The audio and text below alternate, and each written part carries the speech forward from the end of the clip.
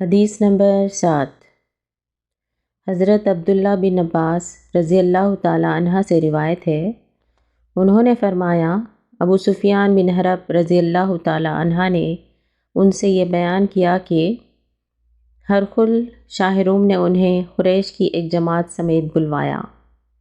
یہ جماعت صلح حدیبیہ کے تحت رسول اللہ صلی اللہ علیہ وسلم، ابو سفیان اور کفار قریش کے درمیان طے شدہ عرص امن میں ملک شام بغرض تجارت گئی ہوئی تھی۔ یہ لوگ ایلیا بیت المقدس میں اس کے پاس حاضر ہو گئے۔ ہرقل نے انہیں اپنے دربار میں بلایا۔ اس وقت اس کے ارد گرد رئیس لوگ بیٹھے ہوئے تھے۔ پھر اس نے ان کو اور اپنے ترجمان کو بلا کر کہا، یہ شخص جو اپنے آپ کو نبی سمجھتا ہے، تم میں سے کون اس کا قریبی رشتہ دار ہے؟ ابو سفیان نے کہا، میں اس کا سب سے زیادہ قریب النسب ہوں۔ تب ہرقل نے کہا، اسے میرے قریب کر دو اور اس کے ساتھیوں کو بھی قریب کر کے اس کے پشت پشت بٹھاؤ۔ اس کے بعد ہرقل نے اپنے ترجمان سے کہا، ان سے کہو کہ میں اس شخص سے اس آدمی نبی صلی اللہ علیہ وسلم کے متعلق سوالات کروں گا۔ اگر یہ غلط بیانی کرے تو تم لوگوں نے اسے جھٹلا دینا ہے۔ ابو سفیان رضی اللہ تعالی عنہ کہتے ہیں، اللہ کی قسم، اگر جھوٹ بولنے کی بدنامی کا خوف نہ ہوتا تو میں آپ کے متعلق یقیناً جھوٹ بولتا۔ ابو سفیان کہتے ہیں، اس کے بعد پہلا سوال جو ہرقل نے مجھ سے آپ کے بارے میں کیا یہ تھا کہ تم لوگوں میں اس کا نسب کیسا ہے؟ میں نے کہا، وہ ہم میں اونچے نسب والے ہیں۔ پھر کہنے لگا، اچھا تو کیا یہ بات اس سے پہلے بھی تم میں سے کسی نے کبھی کہی تھی؟ میں نے کہا، نہیں۔ کہنے لگا، اچھا اس کے بزرگوں میں سے کوئی بادشاہ گزرا ہے؟ میں نے کہا، نہیں۔ کہنے لگا، اچھا یہ بتاؤ کہ بڑے لوگوں نے اس کی پیروی کی ہے یا غریبوں نے؟ میں نے کہا، کمزوروں نے۔ کہنے لگا، اس کے پیروکار دن بدن بڑھ رہے ہیں یا کم ہو رہے ہیں؟ میں نے کہا، ان کی تعداد میں اضافہ ہو رہا ہے۔ کہنے لگا، کیا اس دین میں داخل ہونے کے بعد کوئی شخص اس دین سے برگشتہ ہو کر مرتد بھی ہو جاتا ہے؟ میں نے کہا، نہیں۔ کہنے لگا، اس نے جو بات کہی ہے، کیا اس دعویٰ نبوت سے پہلے تم لوگ اسے جھوٹ سے متہم کرتے تھے؟ میں نے کہا، نہیں۔ کہنے لگا، کیا وہ بدکاری کرتا ہے؟ میں نے کہا، نہیں۔ البتہ ہم لوگ اس وقت اس کے ساتھ صلح کی ایک مدت گزار رہے ہیں، نامعلوم اس میں وہ کیا کرے گا۔ ابو سفیان کہتے ہیں، اس فقرے کے سوا مجھے اور کہیں اپنی طرف سے بات داخل کرنے کا موقع نہیں ملا۔ کہنے لگا، کیا تم لوگوں نے اس سے جنگ لڑی ہے؟ میں نے کہا، جی ہاں۔ اس نے کہا، پھر تمہاری اور اس کی جنگ کیسی رہی؟ میں نے کہا، جنگ ہم دونوں کے درمیان برابر کی چوٹ ہے، کبھی وہ ہمیں زخم پہنچا لیتے ہیں اور کبھی ہم اسے نقصان سے دوچار کر دیتے ہیں۔ کہنے لگا، وہ تمہیں کن باتوں کا حکم دیتا ہے؟ میں نے کہا، وہ کہتے ہیں، صرف اللہ کی عبادت کرو، اس کے ساتھ کسی چیز کو شریک نہ کرو اور اپنے باپ دادا کی شرکیاں باتیں چھوڑ دو، اور وہ ہمیں نماز، سچائی، پرہیزگاری، پاک دامنی اور قرابت داروں کے ساتھ حسن سلوک کا حکم دیتے ہیں۔ اس کے بعد ہرقل نے اپنے ترجمان سے کہا، کہو کہ میں نے تم سے اس شخص نبی صلی اللہ علیہ وسلم کا نسب پوچھا تو تم نے بتایا کہ وہ اونچے نسب کے ہیں،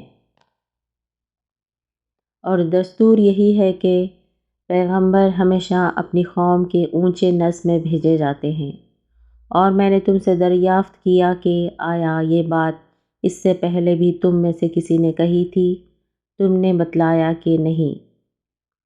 میں کہتا ہوں اگر یہ بات اس سے پہلے کسی اور نے کہی ہوتی تو میں کہتا کہ یہ شخص ایک ایسی بات کی نخالی کر رہا ہے جو اس سے پہلے کہی جا چکی ہے۔ اور میں نے تم سے دریافت کیا کہ اس کے بزرگوں میں سے کوئی بادشاہ گزرا ہے تو تم نے بتلایا کہ نہیں۔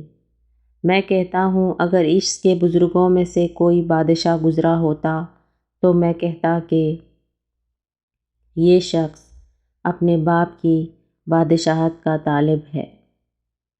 اور میں نے تم سے دریافت کیا کہ جو بات اس نے کہی ہے اس دعویٰ نبوت سے پہلے تم نے کبھی اس پر جھوٹ بولنے کا الزام عائد کیا ہے تو تم نے بتلایا کہ نہیں۔ اور میں اچھی طرح جانتا ہوں کہ ایسا نہیں ہو سکتا کہ وہ لوگوں پر جھوٹ باندھنے سے تو پرہیز کرے لیکن اللہ پر جھوٹ بولے۔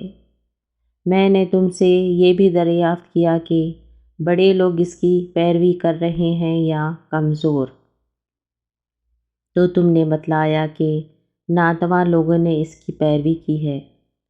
در حقیقت یہی ہے کہ اس قسم کے لوگ ہی پیغمبروں کے پیروکار ہوتے ہیں۔ میں نے تم سے پوچھا وہ بڑھ رہے ہیں یا کم ہو رہے ہیں تو تم نے بتلایا کہ ان کی تعداد میں مسلسل اضافہ ہو رہا ہے۔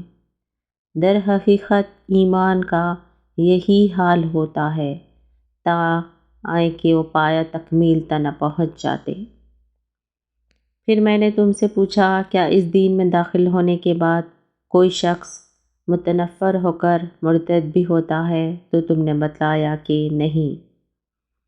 اور ایمان کا حال یہی ہوتا ہے کہ اس کی بشاشت خوشی جب دل میں سما جاتی ہے تو پھر نکلتی نہیں۔ اور میں نے تم سے دریافت کیا کیا وہ عہد شکنی کرتے ہیں تو تم نے بتایا کہ نہیں۔ اور رسول ایسے ہی ہوتے ہیں، وہ دھوکہ نہیں کرتے۔ میں نے تم سے یہ بھی پوچھا وہ تمہیں کن باتوں کا حکم دیتے ہیں تو تم نے بتلایا کہ وہ اللہ کی عبادت کرنے اور اس کے ساتھ کسی کو شریک نہ ٹھہرانے کا حکم دیتے ہیں۔ تمہیں بت پرستی سے منع کرتے ہیں اور نماز، سچائی اور پرہیزگاری اور پاک دامنی اختیار کرنے کے متعلق کہتے ہیں۔ لہٰذا جو کچھ تم نے بتایا ہے اگر وہ صحیح ہے تو یہ شخص بہت جلد اس جگہ کا مالک ہو جائے گا جہاں میرے یہ دونوں قدم ہیں۔ میں جانتا تھا کہ یہ نبی آنے والے ہیں لیکن میرا یہ خیال نہ تھا کہ وہ تم میں سے ہوگا۔ اگر مجھے یقین ہوتا کہ میں اس کے پاس پہنچ سکوں گا تو اس سے ملاقات کی زحمت ضرور اٹھاتا، اور اگر میں اس کے پاس مدینے میں ہوتا تو ضرور اس کے پاؤں دھوتا۔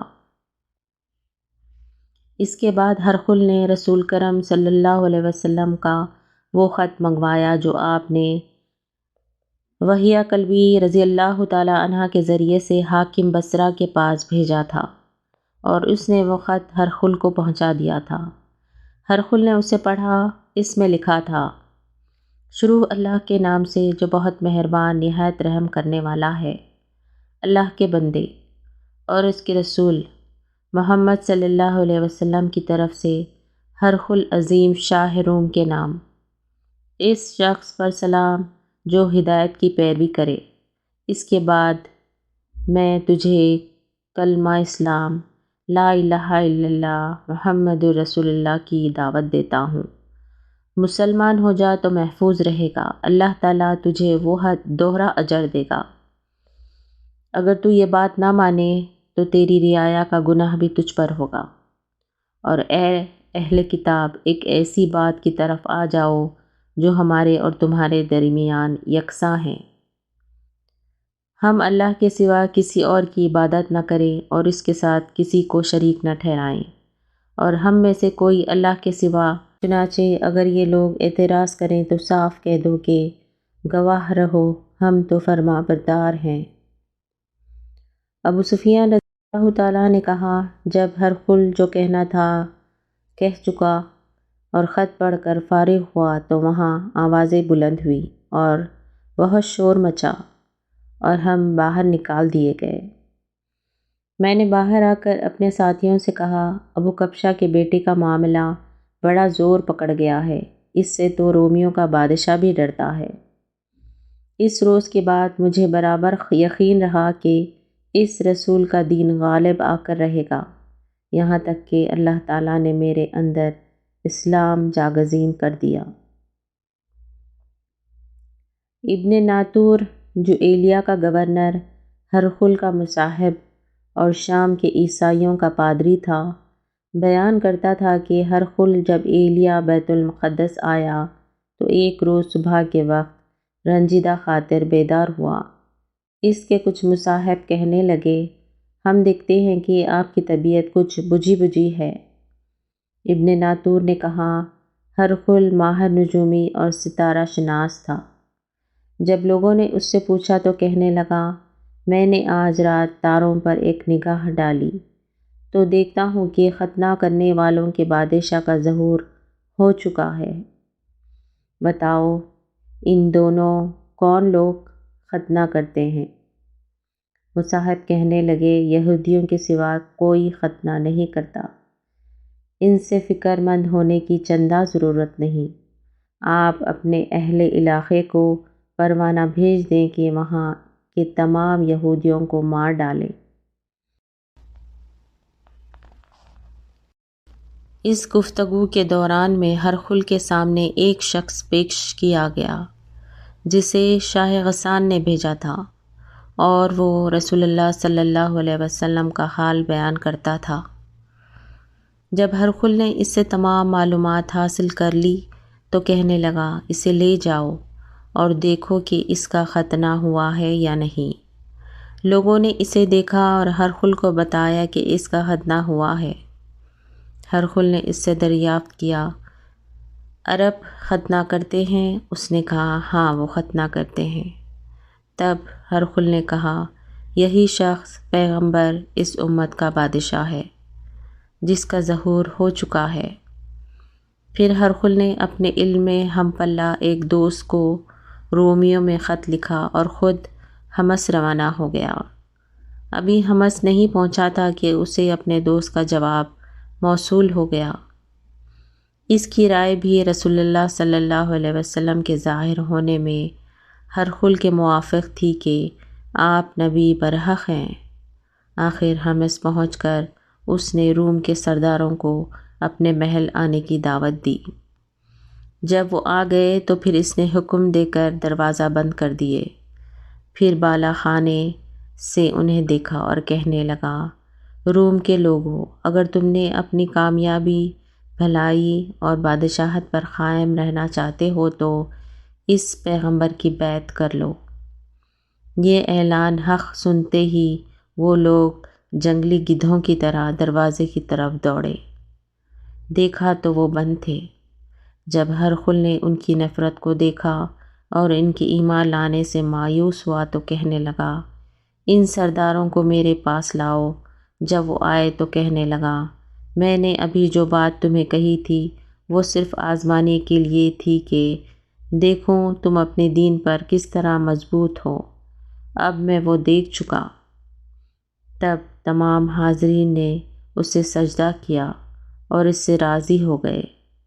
یہ ہرقل کے ایمان لانے کے متعلق آخری حالات ہیں۔